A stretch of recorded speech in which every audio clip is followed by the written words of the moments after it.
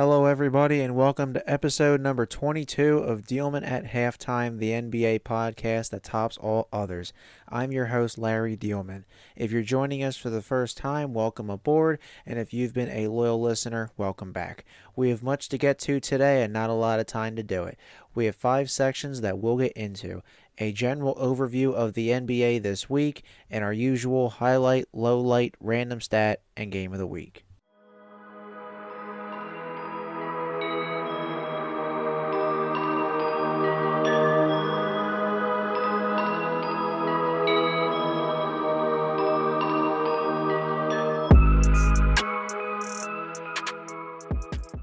Let's get to our content for the week. Orlando Magic head coach Jamal Mosley signed a 4-year contract extension earlier this week.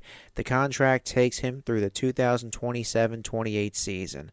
Magic President of Basketball Operations Jeff Weltman said in a statement, "Jamal and his staff have done a tremendous job not only this season, but since we hired him back in 2021. His preparation, work ethic, ability to connect with the players, and passion he brings to the job every day brings positive results both on the court and off. We are very happy to have Jamal lead the Magic for years to come." Also, we have another chapter in the ongoing feud between Michael Jordan and Isaiah Thomas. The older Isaiah Thomas, not the one who played for the Celtics. There were plenty of instances in this feud stemming from their playing days. Supposedly, Thomas didn't want Jordan on the All-Star team when the latter was a rookie. Jordan then kept Thomas off of the 1992 Olympic Dream Team. After Jordan and the Bulls finally defeated Thomas's Pistons in the playoffs, the Pistons players walked off the court without shaking hands, which Jordan took personally. And in the documentary The Last Dance, Jordan called Thomas an a-hole. So Thomas was recently on Draymond Green's podcast and told Green what it would take for him and Jordan to get on good terms. Quote, "Until he apologizes on international television, ain't no conversation." Wow. Honestly, I don't know if this situation will ever be resolved. The Last Dance even burned bridges with former teammate Scottie Pippen, who feels like they were misrepresented. So I'm not really sure how this is ever going to smooth over. The saga continues. This episode is entitled Polar Opposites. So, who's raising eyebrows at the moment?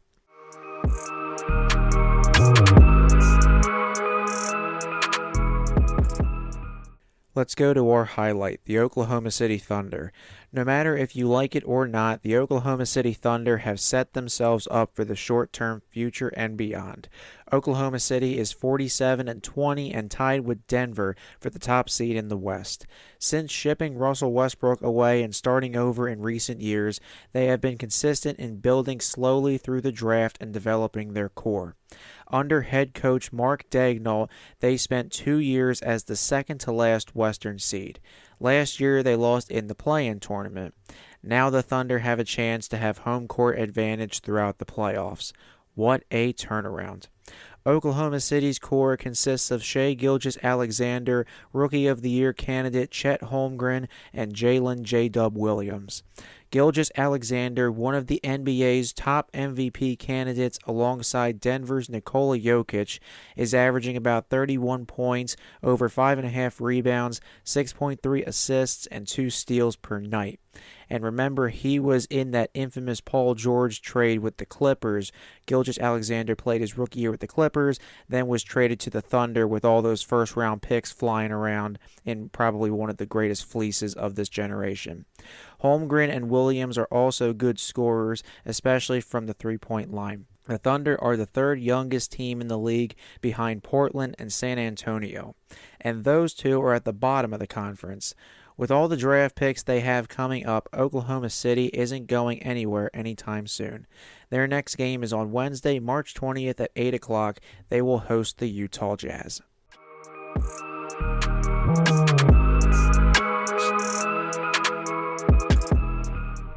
Let's go to our low light, the Charlotte Hornets.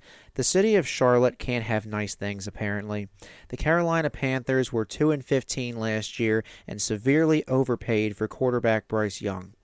Oh, and the Charlotte Hornets are trash too. The Hornets are 17-51 and 13th in the East. They haven't made the playoffs since the 2015-16 season, and they haven't made the second round since their first stint in Charlotte.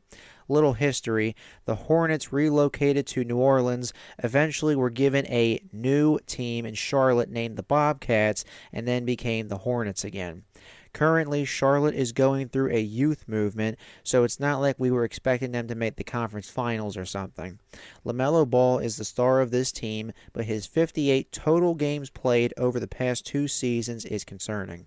The Hornets also have players like Miles Bridges, who can give you 21 points a night, and Brandon Miller, their top rookie, averaging 16.6 points, about 4 rebounds, and 2.5 assists.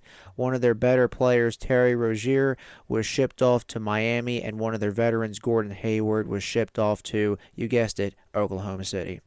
Obviously, besides the health factor, I know that Charlotte fans want to speed up the process by acquiring some established veterans. Heck, they are 13.5 games out of a play-in tournament spot. We'll see if that happens sooner rather than later. Their next game is tomorrow, Tuesday, March 19th at 7 o'clock. They will be in Orlando to take on the Magic.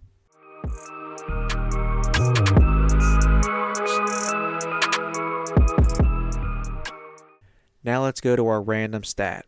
The streak has been broken. Dallas Mavericks center Daniel Gafford almost tore down one of the NBA's longest-held records this past week, but it was not to be.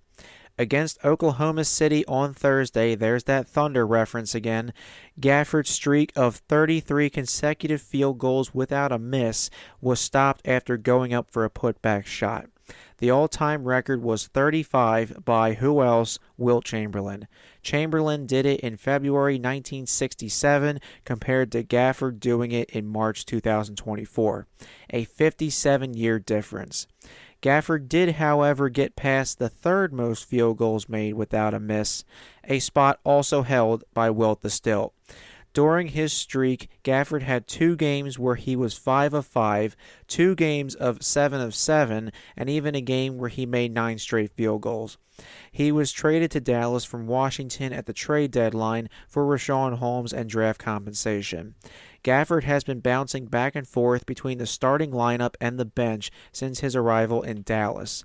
But Larry, Gafford mostly gets dunks and alley-oops. Anyone can make a crap ton in a row when you're less than 3 feet from the basket.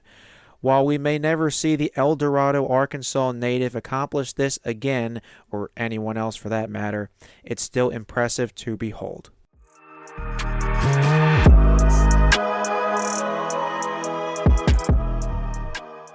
Let's wrap things up with Game of the Week. For this week's Game of the Week, let's do the Milwaukee Bucks at Boston Celtics. This game is on Wednesday, March 20th at 7:30 p.m. With the Philadelphia 76ers being a shell of themselves without Joel Embiid, and with the inexperience of the Cleveland Cavaliers, this very could be an Eastern Conference Finals matchup. Despite a bumpy start to the Doc Rivers era in Milwaukee, the Bucks are getting back to winning. Boston has been steamrolling anyone that comes in their path. In terms of players, this is a battle between Jason Tatum and Jaylen Brown versus Giannis Antetokounmpo and Damian Lillard. Tatum and Brown are 2 of the best wing players in the NBA. Antetokounmpo and Lillard make up a difficult paint and outside threat. Before this game gets underway, Milwaukee is coming off a home date with Phoenix. Boston will be coming off a home date with Detroit. I'll take the Celtics 120-114.